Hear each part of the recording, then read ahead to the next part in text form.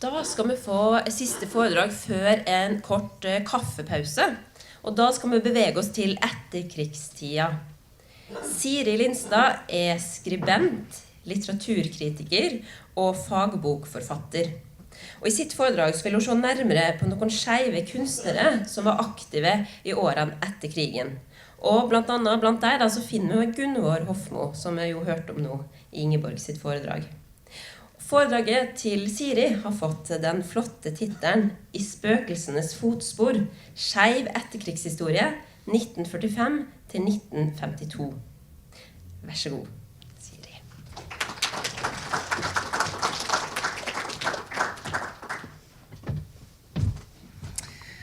Tusen takk. Det er jeg selv som har foreslått titelen. Og så angret jeg litt etterpå, for alle vet jo at spøkelser setter jo ikke fotspor. Så jeg følte den var veldig uvitenskapelig. Det spøkelser derimot gjør, i alle fall de spøkelsene som jeg har befattet meg med, det er å skrive brev og dagbøker.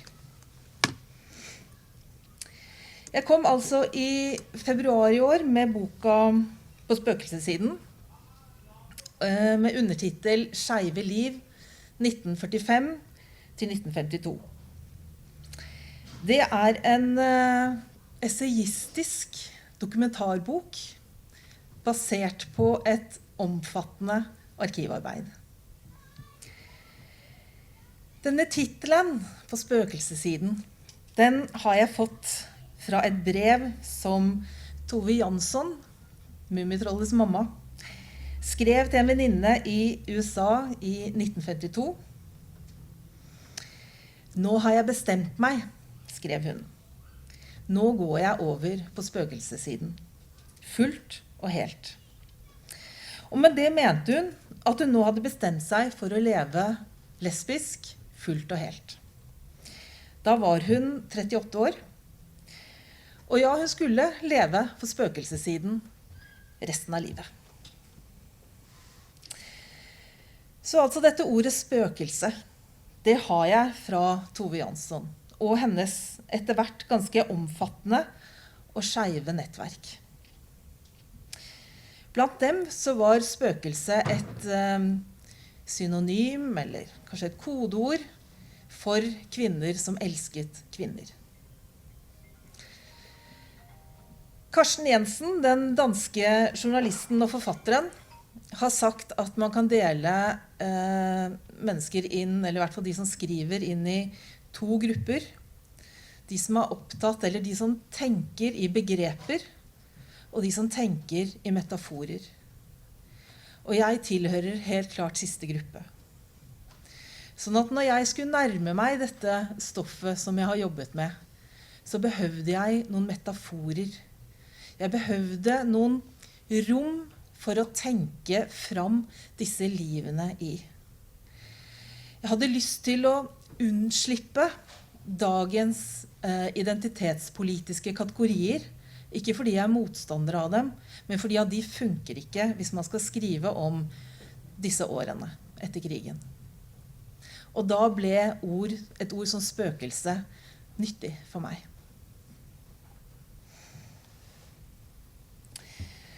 Tove Jansson hadde sitt første lesbiske forhold i 1946, altså etter krigen. Før det så hadde hun ikke tenkt i de baner at kvinner var noe for henne. Og likevel så er det interessant å lese også de brevene hun skrev under krigen til denne landflyktige venninnen i USA ved navn Eva Konikoff. Her ser dere et eksempel på et sånt brev. I brevene beskriver Tove nemlig blant annet det sosiale livet i kunstnerkretsene i Helsingfors innimellom bomber og portforbud. I Finland under krigen råder det krigssensur. Og det ser vi et eksempel på her. Her har sensuren vært inne og sladdet vekk et eller annet. Jeg har sittet med disse brevene i hånden og liksom holdt dem opp mot lyset og prøvd å se hva som står under liksom den svarte sladden, men det er helt umulig å se. Lærere, studenter, husmødre og eldre skoleelever ble hyrt inn for å sitte og ta stikkprøver av brev. Konvolutter ble åpnet, innholdet lest og kontrollert.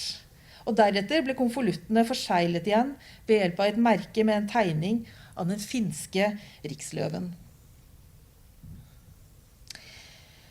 Alt av militæropplysninger, for eksempel hvor en mannlig slektning i tjeneste var utplassert, for eksempel Tove Janssons bror, det var det forbudt å skrive noe om. Men også alt som kunne undergrave den generelle kampmoralen, alle ulovligheter og all umoral. Man måtte med andre ord veie sine ord og skrive i koder. Likevel, når jeg sitter og leser disse brevene, så blir jeg imponert over hvor uforferdet og åpent som Tove skriver om livet sitt. Om familiekonflikter, om kjærester og venner.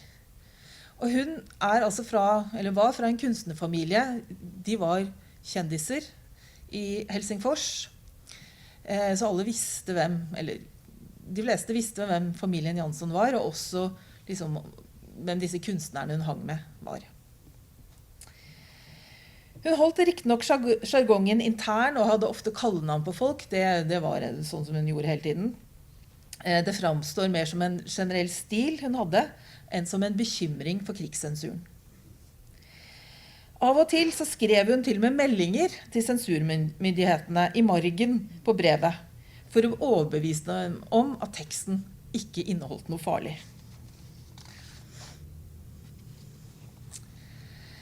Tove og hennes venner hadde også et annet begrep enn spøkelsessiden for det å leve skjevt, nemlig det å vandre på la rive gauche.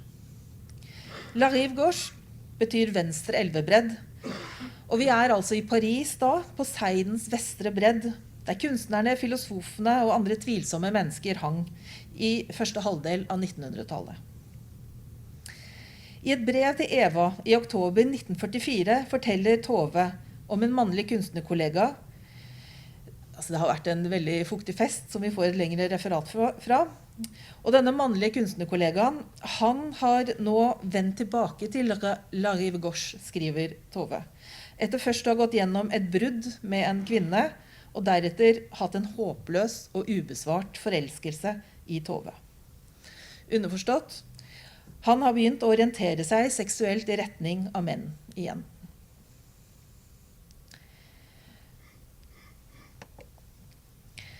Og 2 år senere skal altså Tove selv symbolsk sett begynne å vandre på La Rive Gauche, når hun møter teaterregissøren Vivica Bandler, og for første gang forelsker seg i en kvinne. Tove Jansson og Vivica Bandler er 2 av de 8 personene jeg skriver om i boka mi. Alle de 8 ser dere her. Det er altså Tove Jansson, helt øverst til venstre. Norske lyrikeren Gunvor Hofmo, som vi allerede har hørt litt om. Den finske teaterregissøren Vivica Bandler, Tove Janssons første store lesbiske kjærlighet. Og så er det Mon del Rivel, som var fransk sangerinne, dronningen av kreolsk musikk, og som også var kjæreste med Vivica Bandler i en periode. Og så nederste rekke, lyrikeren Astrid Tollefsen, som var kjæreste med Gunvor Hofmo i noen år etter krigen. Og så er det den amerikanske jazzsangerinnen, journalisten og klubbvertinnen Ines Kavanagh. Den norske journalisten, radiokorrespondenten, eller det ble hun etter hvert, Giske Andersson. Og så den amerikanske forfatteren James Baldwin.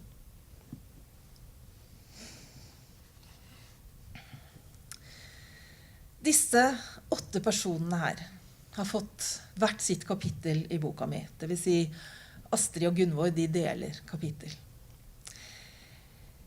Men fordi om de har hvert sitt kapittel, så betyr ikke det at de bare finnes der, i sitt eget kapittel. De kommer og går, slik i hverandres kapitler, slik de også gjorde i livene. Disse 8 personene her, deres veier krysser hverandre etter krigen, på ulikt vis. Et sånn kryssningspunkt er Paris. Alle drar de til Paris, og er der i kortere eller lengre perioder.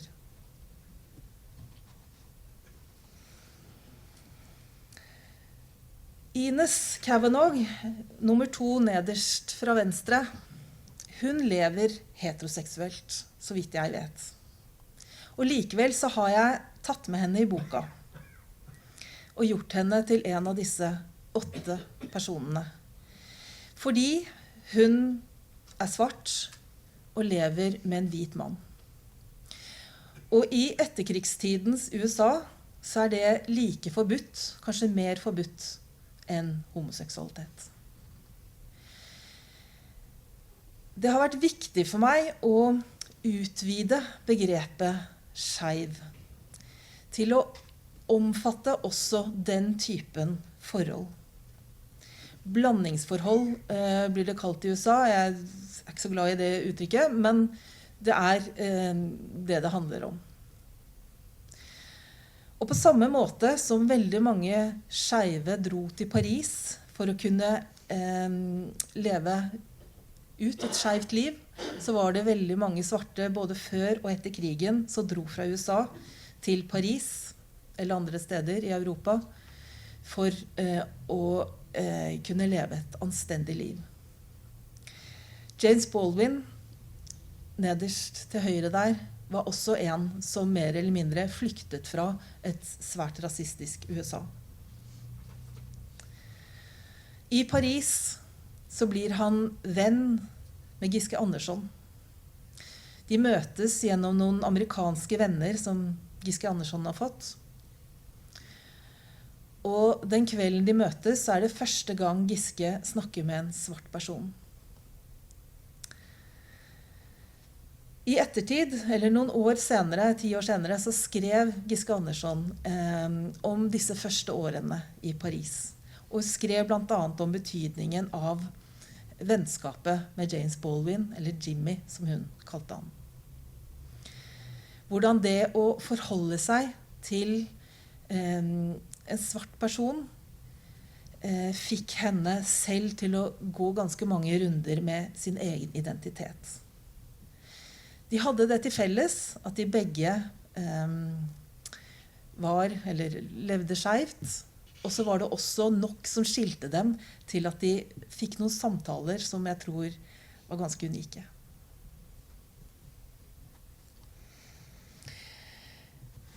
Og bare som en digresjon, så har jeg lyst til å fortelle om en fotnote som egentlig var med i boka, og som jeg tok ut, og som jeg nå angrer på at jeg tok ut. Det handler om noe som skjedde i USA i 2022, da Joe Biden fikk til en eller annen lov, altså jeg skjønner ikke helt dette lovsystemet i USA, men i hvert fall, det kom en lov som skulle beskytte retten til å inngå likekjønnede ekteskap. Og denne loven fikk mye oppmerksomhet også i norske medier.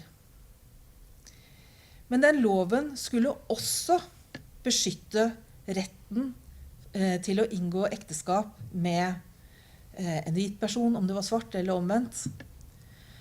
Og det fikk ikke så mye oppmerksomhet. Men det er tydelig at Joe Biden og demokratene så hvor det bar.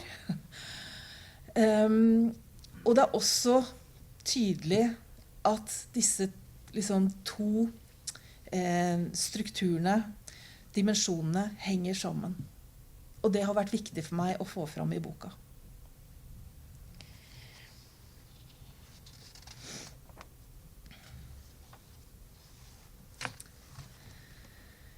Disse 8 her, de er venner, de er kjærester, og så er de av og til rivaler.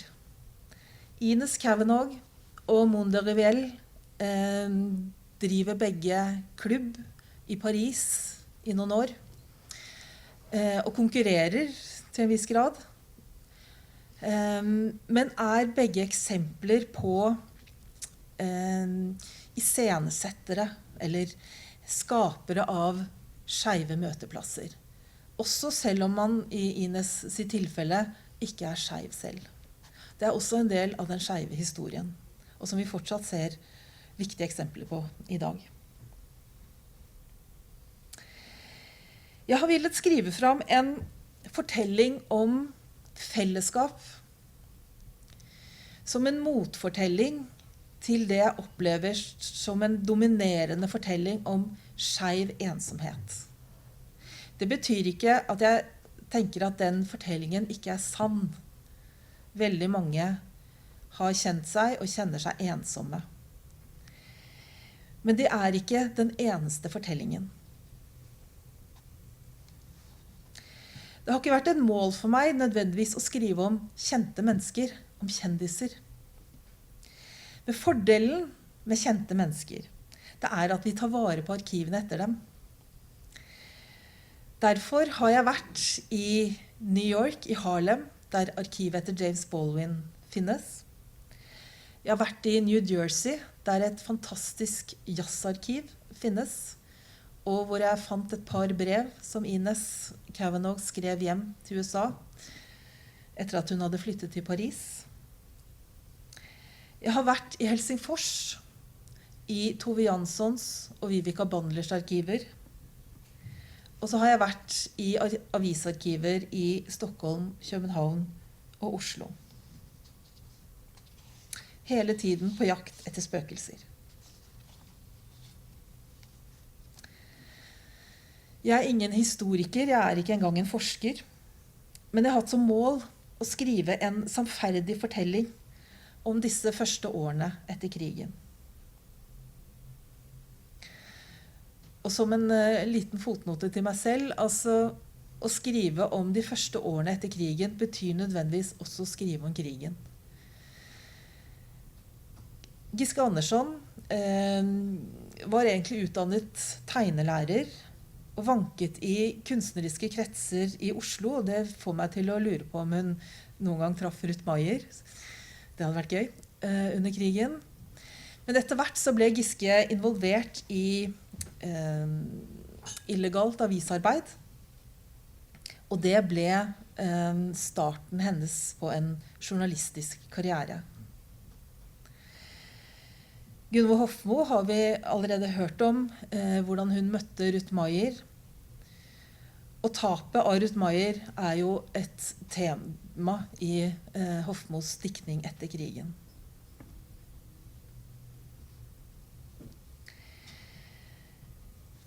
Og så har jeg også, det liksom noen flere bifigurer som kommer og går litt. En av dem Karo Olden, som satt på Grini under krigen, og som var samboer med komponisten Pauline Hall. Og Karo Olden og Giske Andersson kjente hverandre. Og det synes jeg også fascinerende.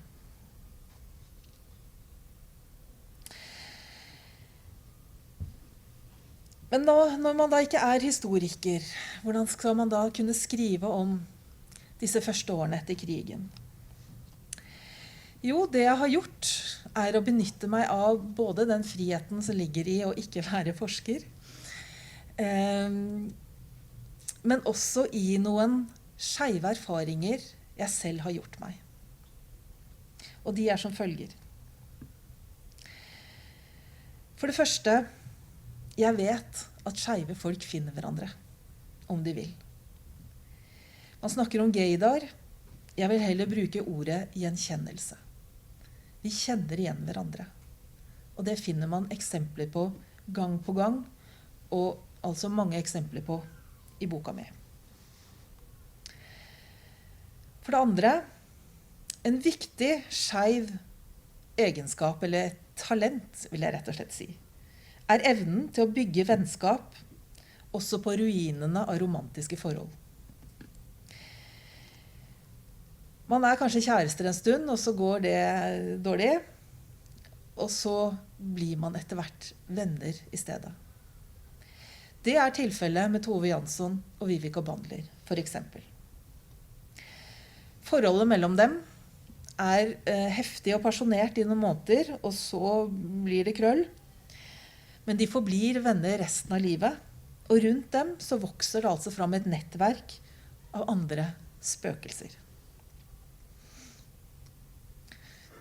De ligger seg til et nettverk, det er jo det de gjør.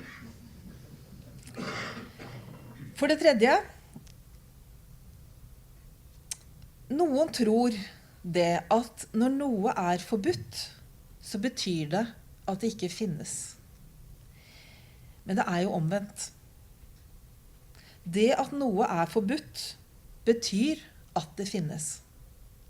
Man behøver ikke forby noe som ikke finnes. Den innsikten fikk jeg da jeg i 2006 bodde et år i Øst-Afrika, altså Kenya, Uganda, Tanzania, og jobbet som frilansjournalist. I disse landene så er det høylytt forbudt å være skeiv. Men det betyr jo ikke at det ikke finnes en rik skeiv kultur der, på tross.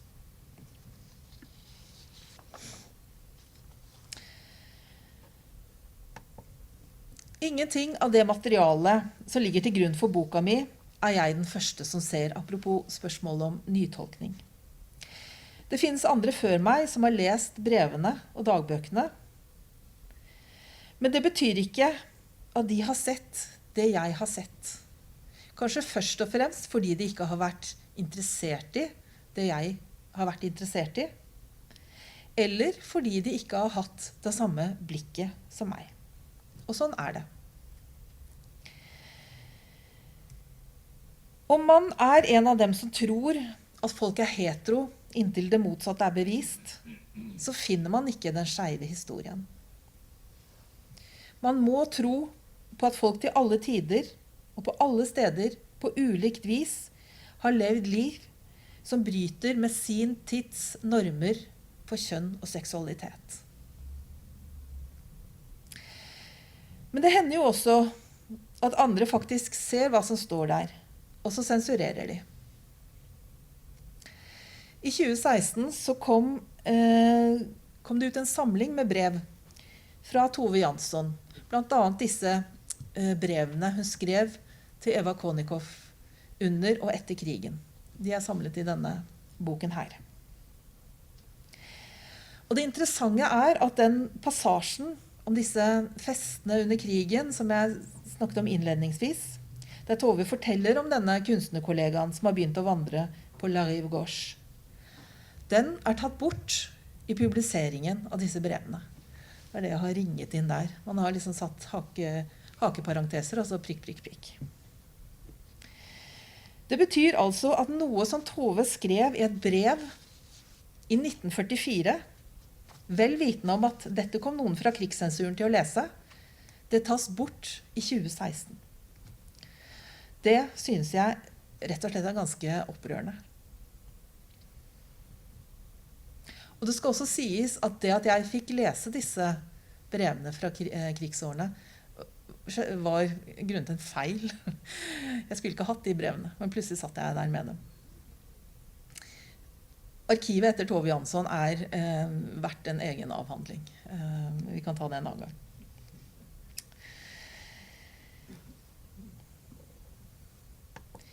Og den typen sensur, det at man liksom skal, jeg vet ikke, det er mulig man har tenkt at denne kunstnerkollegaen som navngis i brevet fra Tove, man skal liksom beskytte vedkommendes ære. Men for meg blir det et utslag av homofobi.